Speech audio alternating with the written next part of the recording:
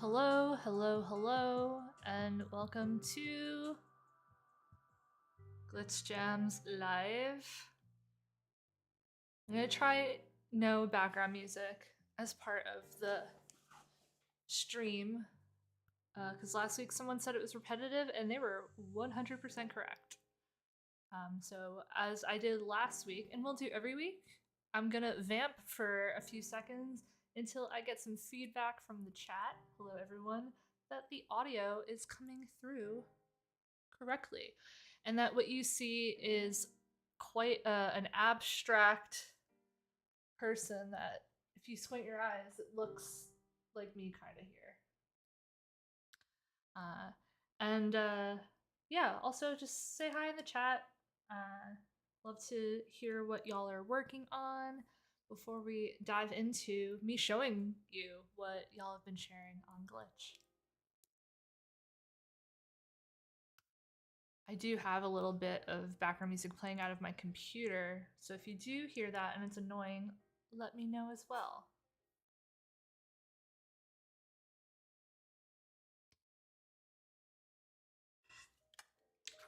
Oh, what are my audio sounds great, but a bit quiet. I can move my microphone. Me being a bit quiet is not something I often hear, so I do take it seriously when it's brought up. Anyway, my gamer fuel today is water. Stay hydrated. Not sponsored by Big Water. But how's it sounding now, new to drones?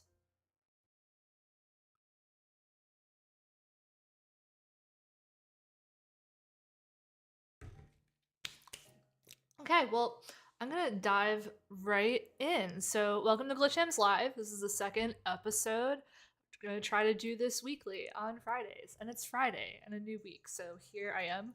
I am Jenn Schiffer. I am director of community at Fastly, part of the developer experience team, which Glitch falls under. And yeah, we are going to talk a bit about what's new on Glitch, show off the apps that y'all have been making, and then we're gonna watch me turn whatever this is, let me point in the right direction, whatever that is, into maybe something that looks a little bit more like me as part of my self-portrait submission to Code Jams. So to get started, if you missed it, this month we kicked off Glitch Community Code Jams. We are using the prompt self-portrait. So people are making projects on Glitch around that theme. I want to show you a couple of submissions, and then I'll show you the Glitch Jams page where you can learn how to contribute. If you are working on your own submission, let me know in the chat. And if you have finished your submission, add the hashtag CodeJam to the project description. We'll get into that a little later, but this is what I started working on last week as my submission. This will start to turn into something that looks more like me. But we have a few really cool submissions from the community that I wanted to share. First, Connect.Self-Portrait by Naoto Hieda. I featured one of their projects last week. They made a roulette wheel that you can choose what framework you want to use. But this is a submission they made, and if you refresh it, it uses P5.js to generate an abstract portrait based off of an image that you loaded. You can see the image there, or the dots that the lines all kind of connect to, all their vertices. And what's cool is that you can remix this on Glitch and use your own image in the project. It starts from an image file. So you can remix this app because it's public. And it looks like in Sketch.js, it loads an image URL here. And so I believe, I haven't tried it yet, but you can try it, and I will later because I added this to my stuff. Load your own image and watch P5.js, which is a Canvas JavaScript framework, generate a cool image out of it. So that was really cool. And I believe it looks here. Yeah, I think they submitted this as part of another coding challenge. So yeah, 2 birds with 1 stone. We love to see it. So thanks, Naota, for your submission. And yeah, that one is cool. Here is another really neat one. This isn't a self-portrait, but this is a tool for creating a self-portrait. Again, we're not being prescriptive of how you take the self-portrait theme and run with it. Some people like to build tools, and other people like to build what the tools create. So if you're not sure where to get started with your submission, playing around with some of these tools is a good idea. This one, you enter your name. So I'm just going to put, everyone refers to me as $J$ at work. And then this is a pixel art editor, which I love. I love pixel art, and I love making pixel art tools. So I'm just going to draw like a little face because I can get in the weeds on this like really deep, and then you don't want to just watch me draw pixel art really slowly for a million years. I'm doing clicks because I don't think there's a mouse move event on here. So here's like a little face, and then you pick a theme. I think I love this text effect. Where should I go? Home, terrain, city. I'm gonna do city. And then they add who it is. They put your portrait on the background. They add quotes, which are like, you know, I guess he said that, whatever. But yeah, I don't know. This is really neat. I like that it's not just a pixel art editor, but it also provides like a background. And I also kind of like the idea of mixed media together. Something that I'm experimenting with outside of work in my art is the merging of pixel art with airbrushing, because I watercolor pixel art. So I love the like mix of photography as a medium with pixel art. So this is really, really great. I love this. And we'll give a shout out to the creator. Let me find his profile and add it to my 10 million tabs here. Yeah, Yeshua da Costa, who has a number of other cool projects like English to Morse code converting tool, which is really neat. If any of you know Morse code, put a little circle emoji in the chat. I don't know Morse code, but why would you need to know Morse code if you could just convert it with the Morsenator 1000? Anyway, thank you, Yeshua, for your submission. Play around with it more. And again, as with every show, we share a page of all the links that I go over. So don't worry if you miss out. I'll share that by the end of the show. This is a really special submission. This is like the blueprint for the self-portrait prompt. Steph Monette, who used to work at Glitch on my team, we planned the original Glitch Community Code Jam, but it never went out a couple of years ago. A few years ago now. It was like 2020. And she created a CSS only portrait. This is just CSS of herself. It looks like her. It's adorable. It looks so cool. What I'm going to be making is not going to look anything nearly as cool as this, but it's going to be cool in my own style, and that's okay. But if you wanted to start off with an already made portrait and use CSS to move it around and shape things up, or you just want to kind of like copy the Polaroid-esque background, you can remix this app. She's got the classic glitch button on it where you can move the source and play around with it, which is really neat. Anyway, so I think another coworker relayed to Steph about the code jams, and she added the code jam hashtag to her project, and it came up. So yeah, this is a really special submission.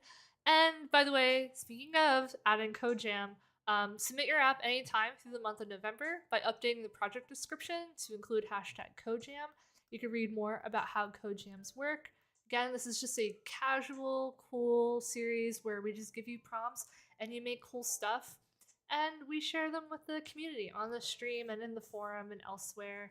And we're always looking for ideas. I'll probably be putting out a proper survey soon, asking for ideas on what you think the December prompts should be. But we'll be sharing those apps and more inspiration on glitch.com/jams. So Very inspiring stuff. An important thing to call out though is those projects are really cool. Do not be intimidated if you're like, I'm not at that level where I can like make that stuff, because you got to start somewhere. And that is like another inspiration for code jams. Is just it's an excuse to practice and play. And the more that you practice and play with any medium, be it watercolor, code, or airbrushing, the better you're going to get at it. And the more you're going to realize that being better is not necessarily like a technical thing, but it's also a finding like your style and like how you want to format, what kind of languages you want to use, what you like to create. You have the full stack from like the metal of the computer to what a client is seeing to work with, which can be very intimidating. But this prompts, I'm hoping the prompts inspire you to at least like try and play along with it.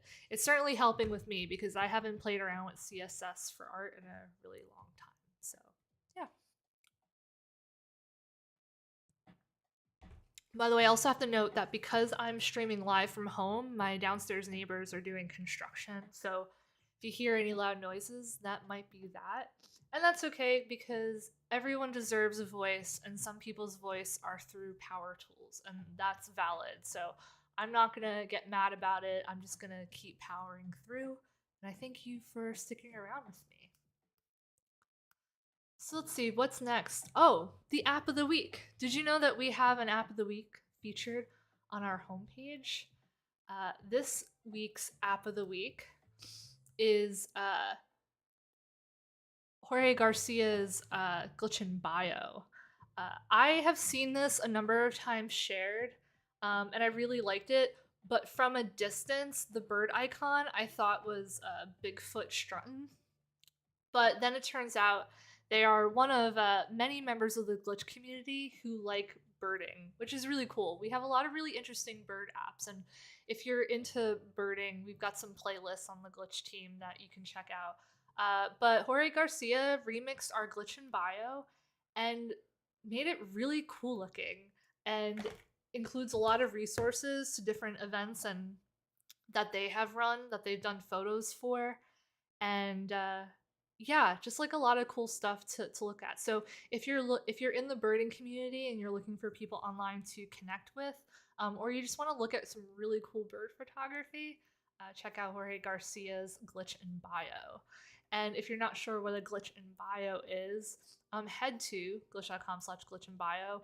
We made a starter app for your link list projects that you might want. It's free, it's open source, and you just have to edit the settings.json page to add your links, which we show you how to do. There's some built-in themes which are cool, but it's especially fun to play around with and make your own. So even though Jorge Garcia's icon on their glitch in bio is not actually Bigfoot, I can just like remix glitch in bio and make my own Bigfoot themed glitch in bio. Or one of you can do it and then you can share it with me in the live stream next week.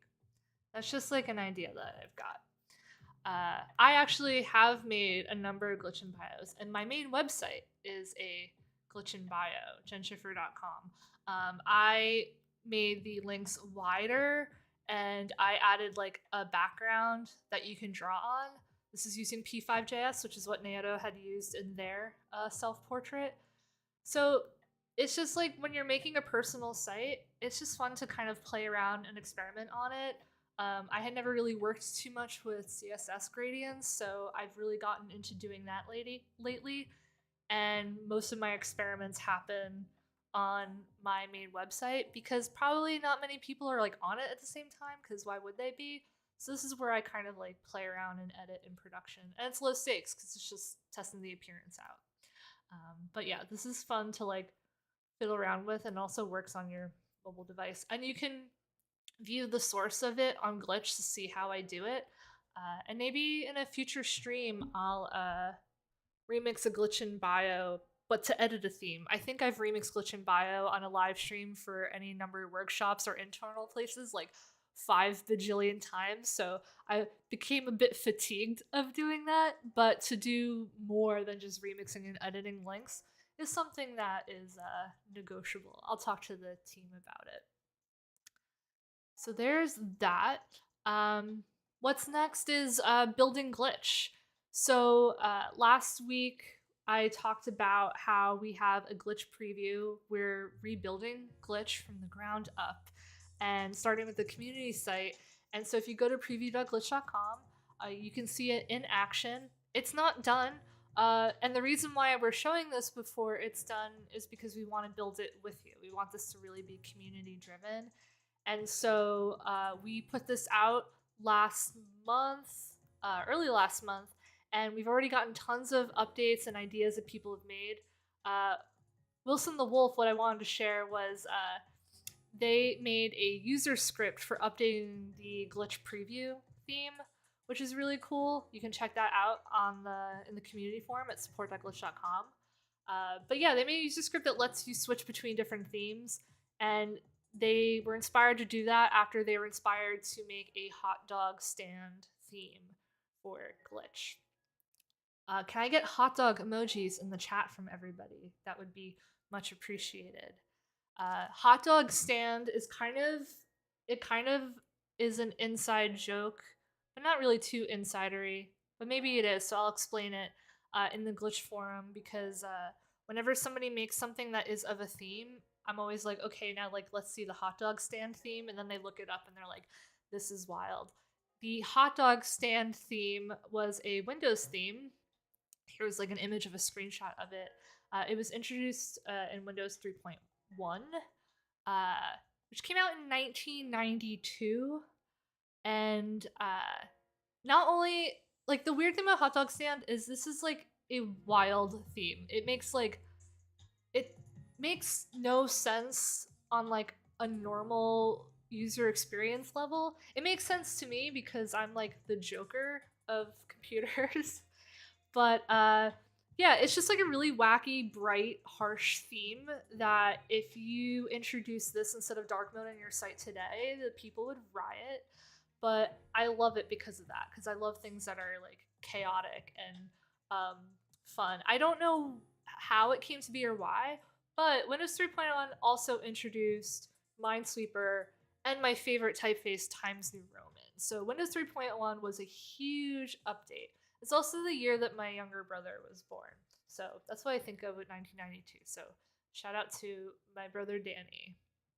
Uh, and yeah, so I'm really stoked now that whenever we post things like this, someone immediately is like, here's the hot dog stand version.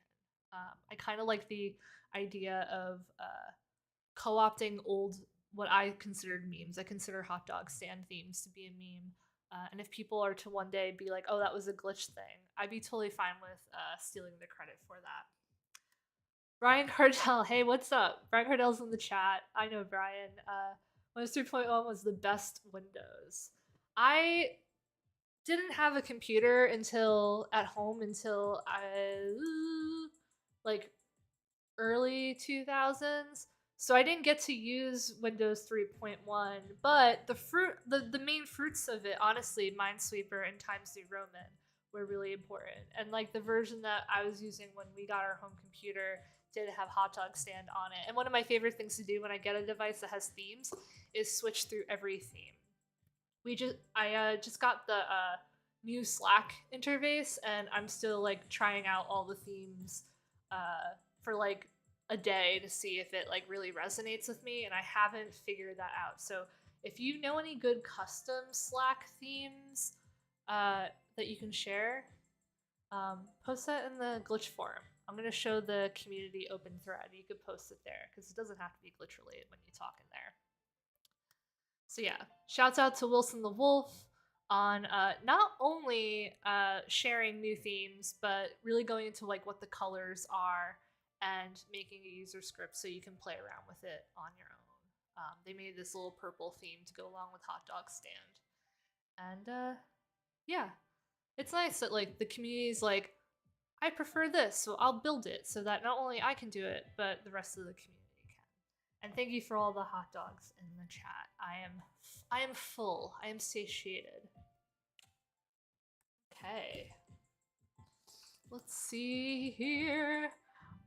If you go to support.glitch.com, we have a building glitch category, which is where we share updates and feedback. And when you build things too, like Wilson the Wolf did, you can post it in the gallery. This is where you can share anything that you're creating related to Glitch.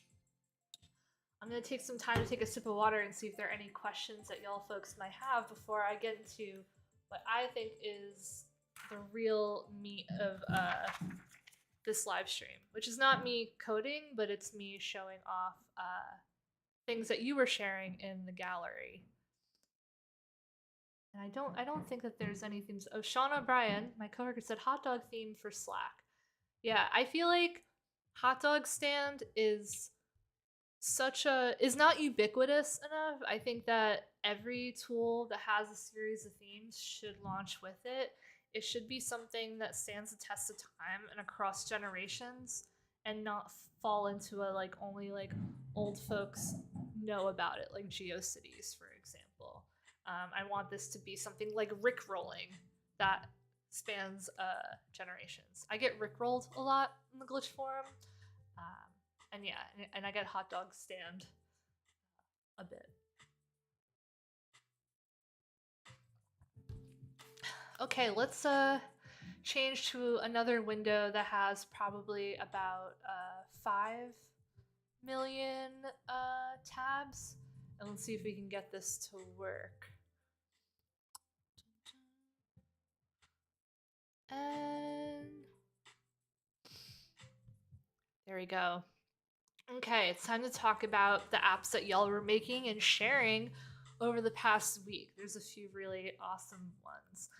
So first, in the gallery, as I mentioned, where people are sharing apps all throughout the week, a Java archive, who's been in the forum for a really long time, a big part of the community, shared an old project of theirs, GeoRadar. You can create rooms, and when you join the room, it shares the location of the people that are on that server. This is like, it's a demo basically using Mapbox, which is cool. And it might sound scary, like sharing your location.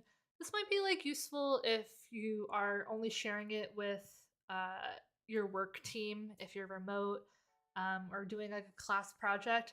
With any app where you share your location, you want to be careful and make sure that only people you know have that access, and also making sure that the app isn't sending your information out.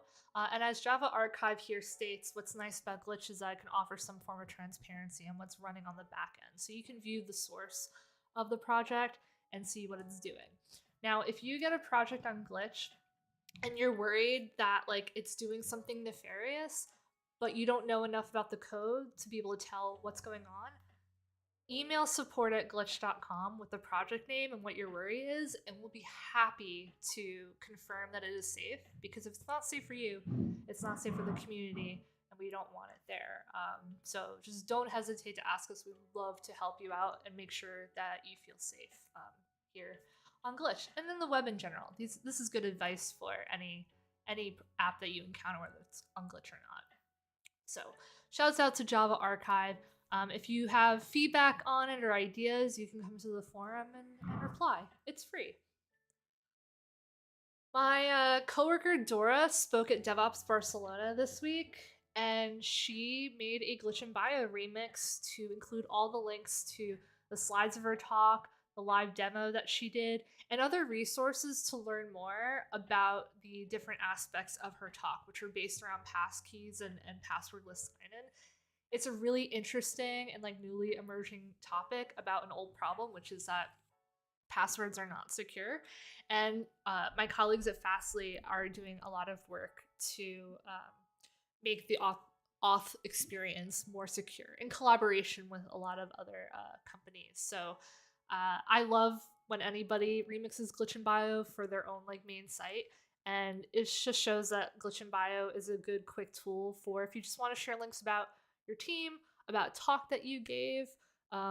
Maybe I'll make a Glitch in Bio for community code jams. Like, it's just like a really easy thing to kind of spin up, so you don't have to start from scratch with one URL. And she's using the default theme, which I think is pretty snazzy. I love the like purple to almost like tealish gradient.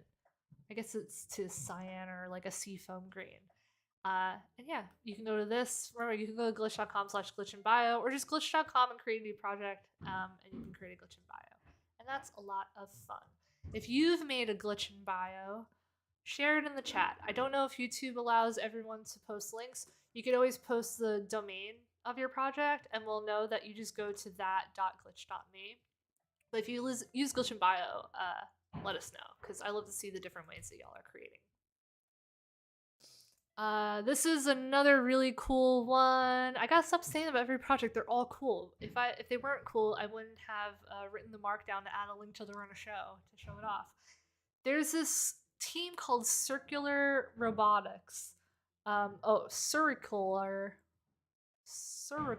Robotics. Oh my gosh, I'm sorry. I don't know how to pronounce that. Anyway, they are trying to enter the show BattleBots, which I didn't know it was still. I didn't know that there was still a TV show. I knew that there were still competitions, but they're using Glitch for like their main site. And I found this because they shared their robot Proud Mary, which is in progress. And I don't know. I just think that that is really cool. You can see all the drawings. Of course, like every cool hardware project has to have a cool like logo design as well. And yeah, I hope that they end up on the show and that they win. And I thank them for using Glitchbot. Can you hear the construction, or is it just like me hearing it more? And maybe my microphone is actually way better quality than I think. But yeah. Anyway, let's see what other projects they got going on. So Proud Mary is a current project. I don't know. I used to teach middle school girls how to build computers out of a fancy rich high school's robotics workshop. And the environment was so cool. There was just like parts everywhere. It was so dangerous, but the vibe was immaculate. And I think having all the like hardware surrounded all around everybody actually made the facing a computer that is like filled with parts not put back in way less intimidating for the students. And so um, I have never been on a robotics team, but there's a special place in my heart for the robotics movement for kids because it makes all this stuff way less intimidating, which is really cool. Let's see. Sean said, "Who's got that Rick Astley glitch in bio for Jen?" Great. Let's see. Shared on Mastodon. Shouts out to everyone else in the Fediverse like us. Minty here spent some time making a Conway's Game of Life app on glitch.com, and the Conway's Game of Life always has really interesting manifestations on Glitch, but I think this might be the first time seeing an A-frame version. A-frame is a WebXR framework that enables you to, it gives you components for building 3D in the browser. And so if you can wear a headset. I don't have a headset right now. I'm just on my desktop. So you can view it on the desktop and like, you know, you can like walk through it and be in the game of life. I kind of like this movement of people browsing the web and also coding the web while they're in a VR headset. So we're going to see a lot more websites that are VR first, if you will. Like I can view this on my desktop just fine, but the experience is probably better when I have a headset. Kind of similarly to how websites used to be like an okay experience on mobile, but the better versions on the desktop. Now it's kind of like the other way around, to be honest. But yeah, shout out to Minty for this really cool app. And you can randomize where it starts from and pause it. Just overall, a solid app. And I highly recommend checking out A-Frame. My next project to show you is actually A-Frame. If you listened to the show last week, I showed off Kieran Farr's baby computer, Baby Pi, where they built a toy computer for their small child on Glitch. And I had mentioned that they do a lot of really cool 3D stuff. And this is one example. So they had shared that they had taken a couple of components from other really great WebXR devs like Rose Cannon and Don McCurdy and combined them to make the ocean look more like water. And so A-frame oceans is this is like the A-frame, the classic A-frame starter, the cube, sphere, and cylinder on a floor. But look how serene this looks. This reminds me of the time that I took a ferry from South Jersey to Delaware to go to Ocean City, Maryland, after I went through a traumatic breakup. And so I was like, I'm going to the beach to get the worst sunburn of my life. But on the ferry, there was a point where you couldn't really see any land around. And the sun was like around the spot. It was very pretty. And there was also dolphins. So that is a ton of fun. Brian asked, Jen, do you have an Oculus Quest or something? I my partner who I live with, he has something that I often put on and will do figure painting in. We have a setup in his workspace, and if he's listening or watching the stream, he might text me to be like, "It's this thing." It's not the Oculus Quest.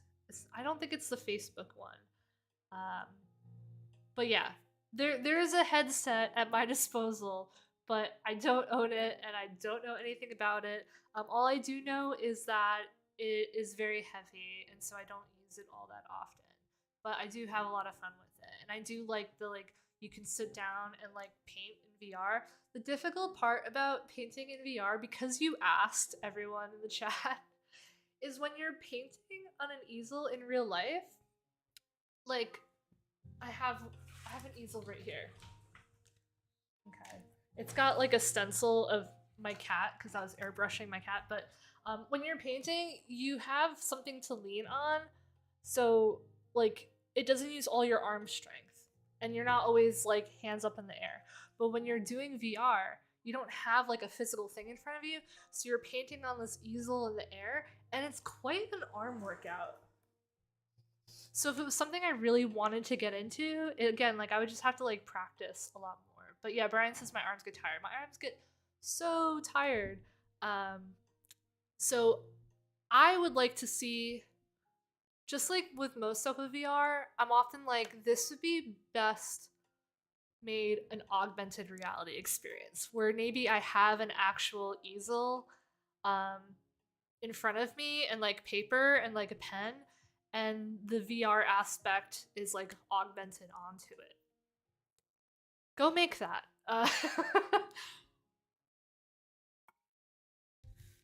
But yeah, that's a great question. And I would like to get a proper headset of my own, but they're very expensive and they're just very, very uncomfortable.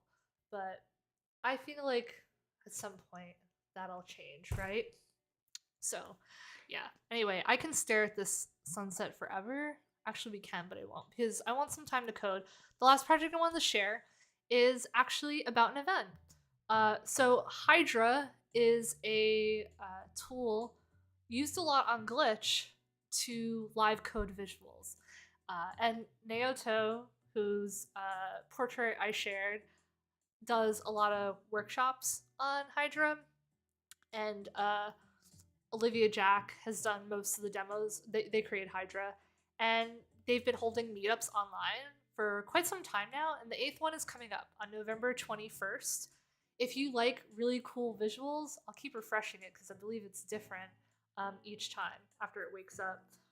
If you like cool visuals, if you like live coding, if you like just the intersection of art and music and performance and being at a screen, I would check out Hydra. And a good way to get introduced to that is through the meetup. So again, it's online. They have a Discord that you can join. The link will be in the Run a Show link I share. But shouts out to the Hydra community. And yeah, if you're looking for what you want to explore next with code, this is a really good, very creative community. So I've mentioned before, if you have an app that you want us to share, you could post it on the gallery. If you've written a blog or you've read a cool thing, it doesn't even have to be related to Glitch. We post bi-weekly open threads in the forum where we ask people to share. So there's Nate out there. Jump in, say what you're up to, share what you're working on. I also share cool links as well in there that often come from the stream or the monthly newsletter. So if you're just looking to click on links and look at cool little websites, which is one of my favorite pastimes, clearly, that's why I'm in this job, go to support.glitch.com and join us there. Cool. How's everyone doing so far? I'm going to change windows again.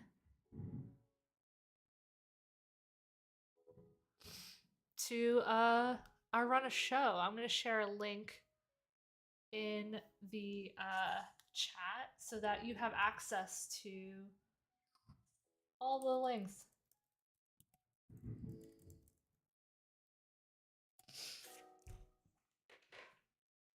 So every page I shared, every page I talked about is linked here on jamslive.glitch.me. So you don't have to miss out on anything that came up, anything that I told you to do, or really any episode. We also have last week's episode and all of the links there. So check that out.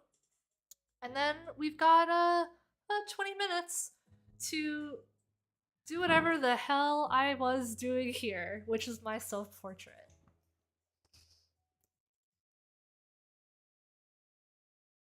And while this stuff is loading up, I'd love to know like what kind of topics you'd like to see covered in future live streams, any potential collaborations, any things you'd want to see built. If I can't build them, because I can't build everything, I can find the people who can build them and have them come on. I'd love to just kind of use this space to have people get to know the community and have you, the community, get to know other folks in the space. So there. Brian said, I did a portrait of Jenn once. He did, and it was in oil paint. It was very good, and I think I was holding, balancing a spoon on my nose, because that was like a cool trick I used to do. I don't know if I can do it anymore. I won't try it now, but yeah. Okay. So this is what I want to do with my portrait is I created a bunch of div boxes to represent the different parts of my face, and I was going to create an abstract kind of like cubic version of my face. And then I had a bunch of ideas all through the week of what I wanted to do, and I kept them to myself and did not do them because I was like, nope, I got to save it for the stream. So I have so many ideas, and it's going to be, I think it's going to turn out to be really good. But the first thing that I want to do is at least get the shape of the face right. So I've styled the items with the colors and the sizes, which I'll adjust, and now I have to position them. So I'm gonna have for each of these items a position, absolute position, so we can put the specific pixel where it's gonna exist.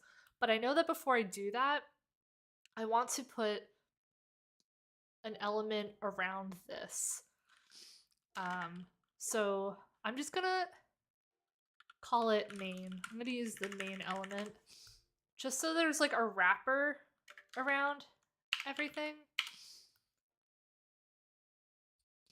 I'm gonna constantly use the prettier button to format it, which has like flying confetti and stuff. So I just want to warn you, like there might be some like movement there, and if the confetti is like too obnoxious, like on stream, because it's a lot of movement, let me know and I can turn that off. But yeah, okay. So I have main, and so I want main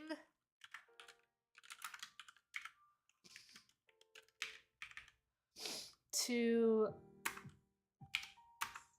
be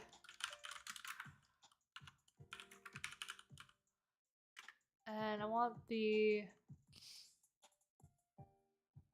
width position to be relative. Because I think, if I remember correctly, if I wanted to absolute position items within a container, and I want this container, the outer wrapper, to be like somewhere else on the page, but not absolute position, I have to make that relative. And then I can do this. And again, I might break stuff, which is fine. And feel free to scold me if I'm going in the wrong direction in the chat, but just know that there is a delay of when I'm talking and then when you hear it. So that might make things seem awkward. That's not my fault. That's just the speed of light that we all have to be up against, which is like fine. I also wonder if you can hear my keyboard. I got a new keyboard, and it's a little louder than I'm used to. Cool. Okay, so all the items are in the face, and let's see. I'm gonna make this a little bit smaller. My face a little smaller, because there we go. Brian says we hear the clicky clicky. Yeah, I have the I got the Jeff Atwood keyboard. It's not what it's called. The code keyboard, and it's very clicky clicky, which I like because the keyboard that I did have had a proprietary kind of clicky clicky. I don't know much about keyboards, but my keyboard that I've been using forever broke, and I was like, I want one that has a similar clicky clicky. And then I found that I think like the brown MX keys is the kind of clicky clicky, and that the code keyboard had those available. So yeah, and it's just a very like basic, full width, has the numpad keyboard. I like it. I do have to like plug it and unplug it and plug it once in a while, which is really annoying, but I don't know if that's a my computer problem or the keyboard problem or like one of the cables plugging it in problem, but it's my problem for now. Okay, face, we're gonna keep that position for now.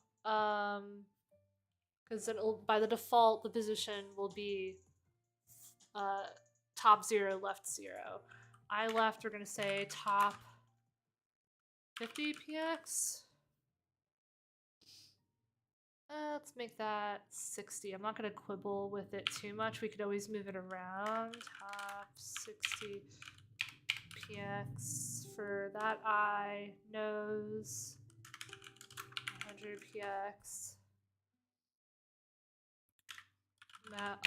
Mouth, top, 150 px.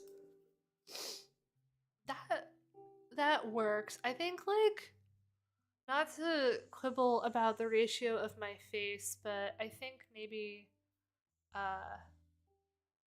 we could do the mouth a little bit lower, or we'll change the size of my face. Anyway, let's move to the left position. Left 30 px. Left.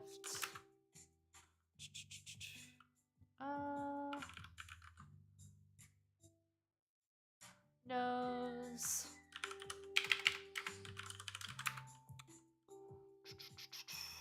px. Sue, having a proper numpad makes you feel like a grown-up. Yeah, when I don't have a number pad, I'm like, wait, how do y'all do numbers? The top row of numbers in this economy? No.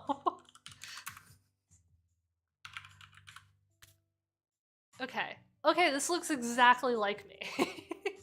And we can do things like round corners and stuff like that, but for one, I do know that I want to actually have pupils inside of my eyes. And you'll understand because this, I'll get into what I'm gonna do. Let's see. Pupil.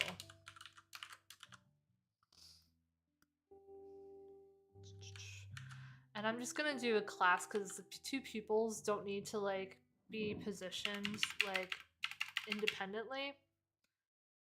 Wait, let me just use prettier. Again, why am I messing with formatting on my own? Okay. And then the dot pupil will have a width of 10px, height 10px, background color white. Well, actually, the pupil I want to have saddled brown, and then see, my code is very redundant, but it's fine.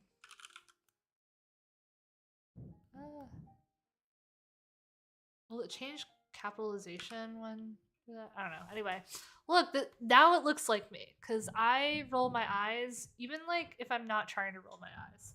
But yeah. Brian said, wow, we can make this responsive and it goes from full on to profile. Okay, and then I also know that I want to make the whites of my eyes a little bit bigger. Because what I want to do is I want to add JavaScript to have the pupils match where my cursor is.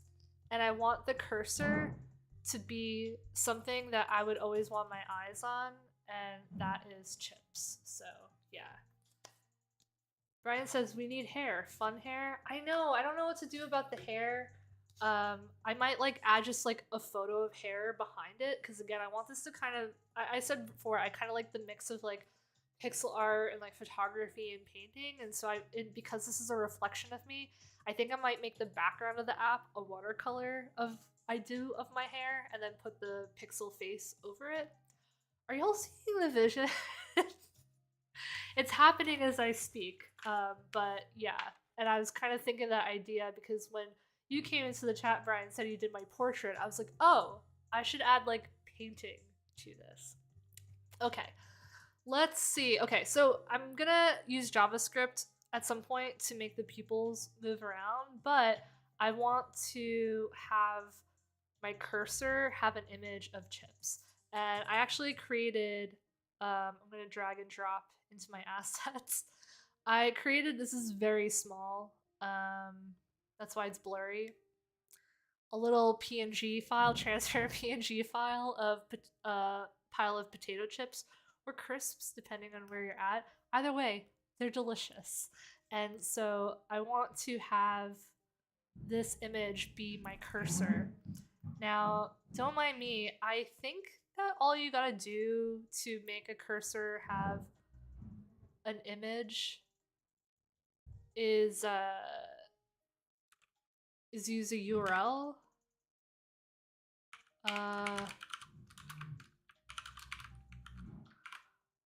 Maybe? I don't know. We're gonna have to look it up now. We're gonna have to go to MDN. MDN cursor image. I've been to it before because I made on Glitch a long time ago a present for my colleague, my best friend actually, Potch. I'm looking at another tab because I don't want to like accidentally share any private information. So in another tab, I'm searching for a glitch app I had made called Longcat Cursor. Boom, found it. Beautiful. I'm actually gonna look at this. Why look at the docs that are professional when you can look at an app that I made? So I made this app years ago. I made it for Potch because in 2019, the Glitch team, we did a Secret Santa where we made each other apps, which is like really fun and I would love to do. But I made a library that you could add to add the long cat cursor that follows your cursor. So I'm actually gonna just view the source of that before I actually read any serious documentation. But normally when I'm like not sure, about a CSS or JavaScript thing, I end up on the MDN web docs. So let's see what I did. Oh, okay.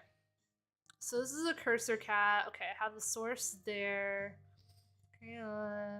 App position, class name long cat.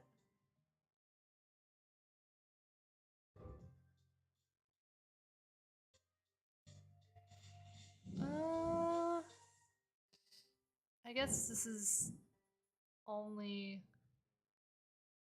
Oh, the element is the image. Okay, so the cursor, I wasn't changing the cursor here. I was adding the image and having it follow the cursor. Okay, fun. Okay, MDN it is. It's all about the journey, you know? Life is a highway. Images, images, images, images. Pointer, image. Supported image file formats. Cursor, comma, auto. Should be in quotes. Is that the?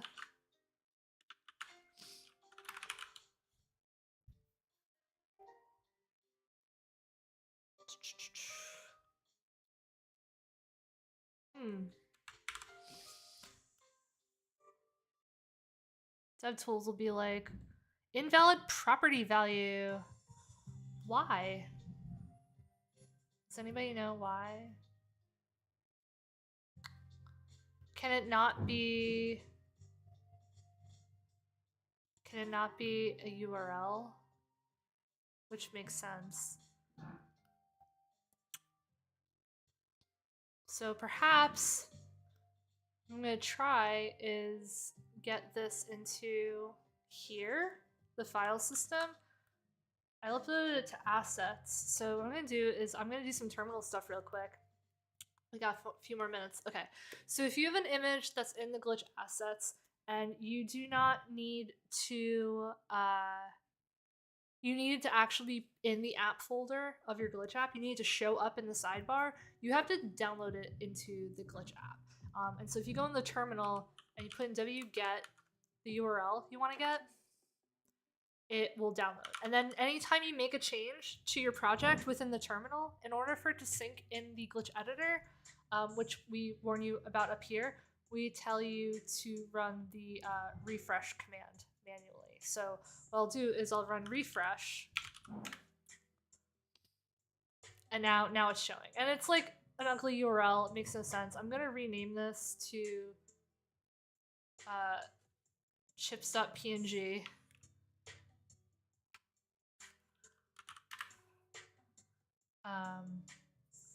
And see if I can get that to work. And then if that doesn't work, then that probably means that there's something wrong with my image format.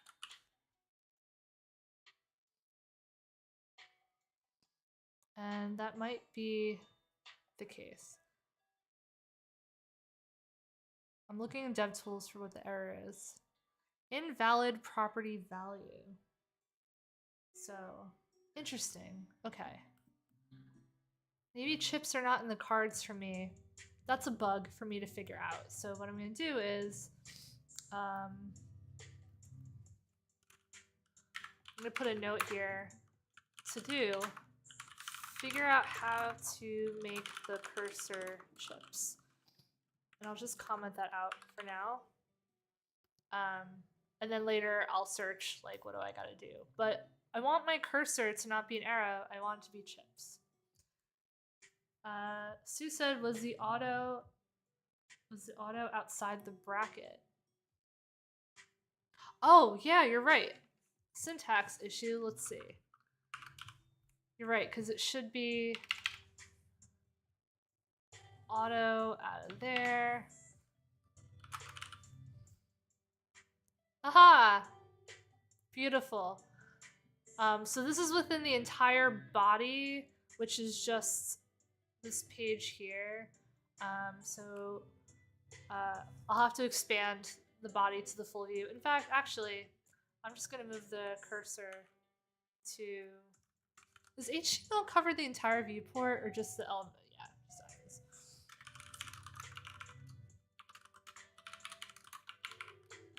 Let's see if that... There we go. Thank you, Sue. You see, this is why I like coding out in public, even though it's like really scary and could be really intimidating. I've got nothing to lose. If y'all are like, Jen doesn't know how to code, that doesn't impact like my paycheck. And also, I know I can code. I'm coding under quite a chaotic circumstance, which is live with weird background music and construction and everyone watching. But with the glitch community, like y'all are really fun and helpful. So thank you. But yeah, I feel like the cursor as an image is this is like old, like I feel like this is like I don't know if it was you were able to do it in Windows 3.1, but it sounds like it. But like when I was in high school, we were all of our cursors on our computer, not in the browser, just the operating system level, would have like trailing stars and like a unicorn and stuff like that. So I love the idea of doing it for your site. Now, is it great for accessibility? No, because like what you know, it might be hard to like find, or it might be like, what is this? It's not really descriptive of what you're trying to do. But for the sake of art, like this is like totally valid. So today we have a more of an actual face than last week. We have chips as a cursor, and we have a vision. I'm going to outside of work, I'm going to make like a painted background to import as a background, and we'll put the face over it, and then we'll add some JavaScript to move the pupils around to follow where the chips are. So yeah, that's exciting. And yeah, I think that's a good stopping point. I'm happy with the progress. I'm happy with the candor in the chat. Thank you all for joining. And I hope you have a really nice weekend. And I will see you on glitch.com and the live stream next week on Friday. And remember, I want you to work on your own self-portraits on Glitch. Add hashtag CodeJam to the project description. If you don't know how to do that, glitch.com/jams has all the information there, or you can come to the live stream next week and ask, or you can come to our forum, or you can find me wherever I am on the internet. My glitch and bio is at jenschiffer.com, and I love to take all your questions. And yeah, and Brian asked, what's the URL for this one? Can you remix it? Yes, I can post again in the chat all of the links that we went over today. Includes on the bottom a link to this exact project. I'm typing that out now. So also check out, again, all the projects that we shared. And if you want yours on there too, I just gave you 5 million ways to do that. It should be fairly easy. Anyway, see you on glitch.com. Have a great weekend. I'm going to go make myself a hot tea and hope that the construction sounds end very soon. Bye.